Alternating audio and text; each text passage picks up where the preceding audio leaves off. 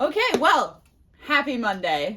Happy to be here. Happy Monday. This is the first time that you've been at the table. It is the first time I've been at the table. Yes. And I was just telling you how special this thing is. It's actually really great. Thank you. I think that it's really fun. I get to learn more every week than I typically would because I get to sit down and have these conversations. So yeah, they're really fun. And yesterday was such a good message and was so niche, like that relational longing focus was so specific, but I think so applicable for so many people.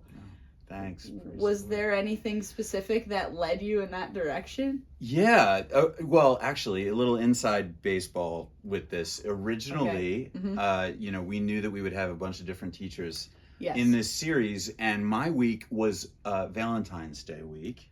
Okay, yes. So that had something to do with it. But the truth is, before that, part of my personal testimony with how I met my wife was that I, as a teenager, was embroiled in really unhealthy relationships and was in a fairly dark place. Okay. And I, longed for a relationship, but saw all around me just the only opportunities I had around me I knew were not right. They were not good. Right. They wouldn't have been life-giving. I watched my friends make destructive choices and decisions. And so even though I was desired and was tempted towards that a lot, I just struggled. And I literally prayed to the point of tears for weeks and weeks. And God kind of brought me out of that place. And I don't have time for that story, but he brought me to this place where I did meet my wife. And so I personally have gone through deep relational longing. Mm-hmm. And so I was drawn to that particular thing because though it is niche for a message, I would say that all of us, every single one of us has experienced that in some way or another because we live in a world that is so affected by sin that all of us have brokenness in our relationships. Yeah. And then obviously this weekend was not Valentine's Day. No, it was not. So we did have to rearrange some of those things. Some pastor around here was not sure when his trip to Bosnia was going to be, but I won't name any names. It was Billy. We're in his office, but it's okay. Yeah. Hi, Billy. Nice to see you. Hope you're doing well. We are, let's just dig into that some because that relational longing can happen in so many different contexts, right? Maybe it's as a child longing for a deeper connection with a parent. Maybe it's you're single and you're longing for a romantic relationship. Maybe you're married and you're longing for more depth in your marriage relationship. Correct. Or health. There's so many aspects. I want to talk about the singleness. The singleness was one thing that I didn't have a chance to expand upon very much. And so really, in general, if there was one thing that I had like 10 pages that I had to chop out. But thank you for... you're welcome. I didn't want to do that. I'm going to thank you on behalf of everyone. Yeah, you're welcome. So I touched on the actual specific situations a little bit less because I felt like for most of us, when you say the words relational longing, all of us will fill in the picture with our own experience. And so I felt like I didn't need to really dwell there in the sermon. But I know that from being single and for folks that are older and single or are in any kind of singleness situation, there was a lot in Scripture where, if you can just remember, Jesus was single. Paul, we've got so many wonderful examples in Scripture where there was this rich, satisfying, sustaining relationship that you can have with God through Jesus is more than enough to sustain us through any longing that you might experience as a single person. And you can live a very rich, very full life in that way, and that is scriptural. And so I didn't get a chance to dig into those, but it's, I think, having been single into my late 20s, I heard that so many times and I wanted to kick people in the face. Yeah, sure. I was like, it's so easy for you to say. Y'all are married. And so if you are looking at us and you're like, you're both married, like, don't tell me. I understand that, can empathize with it because, I mean, both of us were there at one point, and it's doesn't downplay how difficult the season is. Right. But know that some of the things around, like, there's a soulmate out there, and like two people becoming one does not mean that you as one person are only half. No, in fact, it's not even, I would say it's just it's an opportunity. Mm-hmm. It's an opportunity. Being married is no guarantee of any kind of bliss. And in fact, I touched on this ever so briefly, but it's often the very good things that God has given us in our lives that can become idols or can become distractions from our life. And that's always true in any marriage where there are believers yoked together in marriage. It's like you can lean into each other in an unhealthy way and are in fact tempted towards that. But when you're single, you have a beautiful opportunity to experience the richness of God and your relationship with God and his provision in those ways. And Paul talks about this. He speaks directly to this. I mean, it is richer and has more of an opportunity. That's why I think there are many examples of past believers who have had amazing ministries as single people. So that's, and probably good to, as we talk about it, the church was designed to meet those needs of relational longing, right? And there are single people in the church, there are married people there's some engaged people floating around, there's all kinds of relationship statuses floating around in the church, but all of us are called to be family and give each other some sort of fulfillment in that, like, relationship need, in that familial need that we all have. To love each other, to build each other up, to encourage each other. Like so many of the good and healthy things that any relationship should have. We're meant to do those things together as a body of believers, 1,000%. So we get to come together in the church and say, I'm going to participate in this family. So as a married person, I don't care if you are single, you're coming over for dinner, or you know what I mean? All of those things, and connecting those pieces. And if I'm a single person, I don't care if you're married, you're coming over for dinner. Let's all be that together, which is really cool. But when we do that for each other, what we're really doing is demonstrating the love of Christ. Yes. That's it. Jesus said, you clothed someone, you fed someone, you were kind to someone, you did that to me. What you did to the least of them, you've done to me. And we do have a great opportunity on Sundays to do that. I touched on that because it's something that I've even preached on before here, which is we're not supposed to neglect gathering together in person like this. And one of the reasons for that is that we are to build each other up in that way. And boy, it just not knowing what people are going through, people can put a mask up and they can hide it really, really well. And you might look incredibly healthy and in fact be hurting in very deep, traumatic ways. And so we can cover it up good. But when we come together and just offer kindness and express love to each other with a kind word, with an encouragement in genuine, like an authentic way, that God uses that. That's not even us. It's God uses it to change hearts and to heal.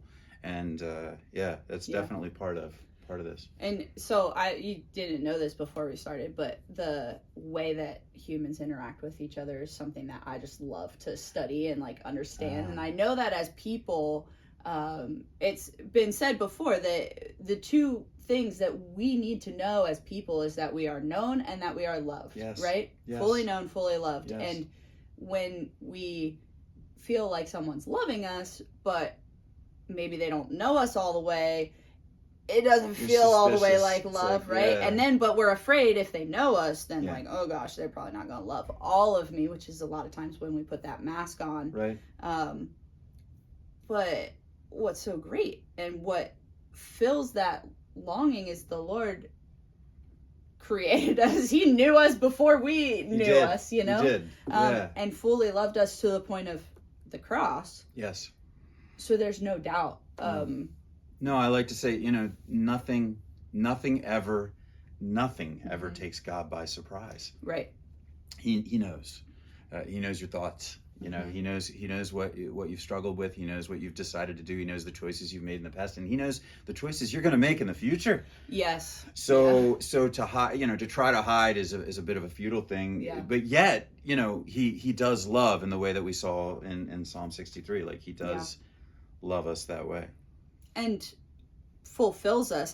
Verse Yeah. 5, I don't know what version you have. My version is ESV, and I have this highlighted, I think, because I thought it was funny. But where it says in verse 5, my soul will be satisfied as with fat. And rich food. Yeah, fatness. And I'm like, yeah. Well, yeah, actually, fat and rich food is For those of us who are meat satisfying. eaters, that's a really good analogy. Yeah, but yeah. it is. It's like the fat of the meat. It's the richness of it. Yeah, you can maybe see this is that my old eyes. I've taped in a larger version. My Bible is NIV, but we used NLT for the Psalm, so that's what I did. But it is, you satisfy me more than the richest feast. But the idea is the same. Yep, yeah, same concept.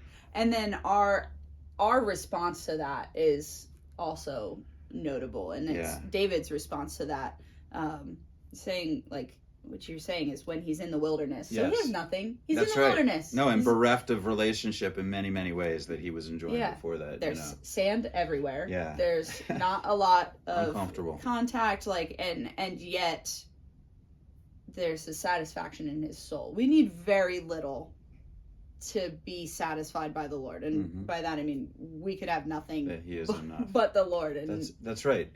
Satisfaction can be enough, which is a wonderful thing, that the God of the universe, that the God of creation would love us that much. Yeah, is.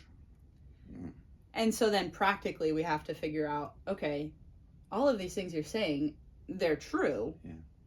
How do I know them? Like, because I still feel this longing. Yeah. And what happens? And I think you gave us that list yesterday of like the different things that we should do as response, clinging to the Lord, prayer, all of those pieces. Yeah, the clinging. Yeah. The prayer, though, I mean, if I had the one takeaway, it's almost like, as I studied, I thought, this is just going to be a message on prayer. Like, it's just going to be a message on prayer, because there's so much. I do think, like, I know this from my own life, and I've learned how to go from a place where I did not have a fulfilling or a practiced or disciplined prayer life at all. Right. And I think sometimes it's easy in those moments if you're like, I'm not a prayer, or perhaps you've grown up in a faith tradition where you didn't even think praying was something you did beyond the memorized prayers that you said at a meal or in church. But God, when you read through Jesus's life and ministry, and you read through what he says, that praying constantly, praying constantly. Yeah. Words are hard. Is it? Yeah. It's true. It's God doesn't leave us. He is the active part of the relationship. He pursues us. He is with us. He loves us. So he's that healthy part of the relationship that's there. And it's us that often just allows our own selfishness or pride, or maybe we're just content and we get distracted by other things and tend to think that it's people, things, or circumstances or luck that might be why we're enjoying life. But in fact, he desires us to just talk to him, and walk with him, and he does offer that. So. Yeah, and that's the point that David has reached of, I am just at this point earnestly seeking you. I don't know what else to do. My flesh faints for you. Yeah, my body longs for you. All of these pieces. Super. Yeah, David needs the Lord, and knows confidently, my soul will be satisfied. Yes. And you have been my help. Yes. And, like, my soul clings to the Lord. We can cling to the Lord, but he's the one who's upholding us. Yes. Right? Yes. We're not doing any of the holding. That's right. Which is good, because we would drop it. Yeah. In fact, if you look at Psalm 63, so I just did verses 1 through 8. But there are several more verses. It's not a long psalm. Right. The several more verses are something we often see in the Psalms, where David is talking about his enemies and saying they're going to go down. They're going to. But what's interesting is it's still a declarative and personal psalm. Yeah. And this situation David was in either of these wilderness situations, he had people seeking to kill him. Right. To murder him. And so even in the final verses that we didn't go over, it really just shows that David has a peace and contentment and clarity that God is for him, loves him, and that it does work together. I didn't do it just because it would have taken me so much longer to explain why he's asking about some of these, he's talking about his enemies, but it still is entirely personal and declarative about God's provision, his power, and how he loves and protects his people. So that he is for us, and And I had to say that this beginning line just took me straight back to that song from like the 90s. It's like, God, you are my God. Yeah. It's I forget what song it is. Step by step. Yes, Step it's by been step. stuck in my head. Someone emailed me and was just like, I want to be able to sing this, and I kind of went, well, step by step. If you remember that old, one, it's you can. It is. Sing It's definitely partly Psalm 63 in that one. Yeah, that was a good one. Well, hey, thank you for coming to the table. Thanks for chatting. Thank you for having it. Yeah, absolutely. And we'll see y'all on Sunday, or if you're here for other things during the week. Yeah. And have a great week. Monday. See y'all.